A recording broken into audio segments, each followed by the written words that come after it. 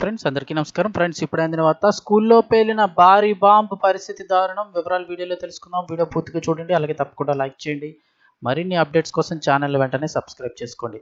ప్రభుత్వం నుంచి వచ్చే లేటెస్ట్ అప్డేట్స్ అన్ని కూడా ఎప్పటికప్పుడు మన ఛానల్ ద్వారా తెలియజేయడం జరుగుతుంది. అలాగే వీడియోని ఒక లైక్ చేశారంటే మరింత మందికి సమాచారం చేరుతుంది. ఇంక వివరాల్లోకి వెళ్ళిపోదాం. పాకిస్తాన్ పరిస్థితి ఏంటో ఎవరికీ అర్థం కాదు. శత్రువులే దాడి చేయక్కర్లేదు, వాళ్ళలో వాళ్ళే దాడి చేసుకొని మరి పోతూ ఉంటారు. ఇది ఒక విచిత్ర సంఘటనలు జరుగుతూ ఉంటాయి. ఇందులో పాకిస్తాన్లో చూస్తే ఇప్పుడు చిన్నారులు యువత పరిస్థితి అగమ్య గోచరంగా మారుతుంది అంటున్నారు. ఎప్పుడు ఏ వైపు నుంచి బాంబు పడుతుందని బిక్కుబిక్కుమంటూ జీవనం సాగిస్తున్నారు. తాజాగా పాక్లోని ఖైబర్ పఖ్తూన్ఖా ప్రావిన్స్లోని ఓ హై స్కూల్పై బాంబు దాడి జరిగింది. గుర్తు తెలియని వ్యక్తులు ఈ బాంబు దాడికి పాల్పడినట్లు సమాచారం. శుక్రవారం ఉదయం ఈ దాడి జరిగినట్లు స్థానిక పోలీసులు అయితే తెలిపారంటున్నారు.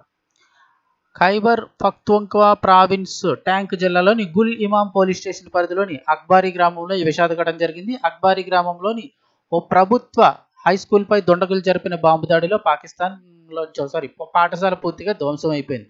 స్కూల్లోని గదులు కూడా ధ్వంసం అయిపోయాయి. అయితే తామే ఈ దాడికి పాల్పడినట్టు ఇప్పటివరకు ఏ ఉగ్రవాద సంస్థ ప్రకటించలేదంటున్నారు. కానీ తెహ్రీక్ ఈ తాలిబాన్ టీటీపీ అనే ఉగ్రవాద సంస్థ ట్యాంక్ జిల్లాలో యాక్టివ్గా ఉన్నట్లు సమాచారం. ఈ ఉగ్రవాద సంస్థ దాడికి పాల్పడినట్లుగా చెప్తున్నారు. అయితే స్థానిక ఎన్జిఓలు అందించిన సమాచారం మేరకు ఖైబర్ పఖ్తూన్ఖ్వా ప్రావిన్స్లోని గత 10 ఏళ్లలో 450 పాఠశాలలపై బాంబు దాడులు జరిగినట్లు చెప్తున్నారు. విద్యార్థులు పాఠశాలలకు హాజరు కాకుండానే ఇలా చేస్తున్నాయని ఉగ్రవాద సంస్థలు అంటున్నారు. 2019 వరకు పాకిస్తాన్లోని అనేక గర్ల్స్ అంటే చిన్నపిల్లలు ఆడపిల్లలు చదువుకునే స్కూళ్ళపై దాడులు జరిగాయి. స్వాట్ వ్యాలీతో పాటు నార్త్ వెస్ట్ పాకిస్తాన్ ప్రాంతంలో కూడా ఈ దాడులు అధికంగా నమోదయ్యాయి.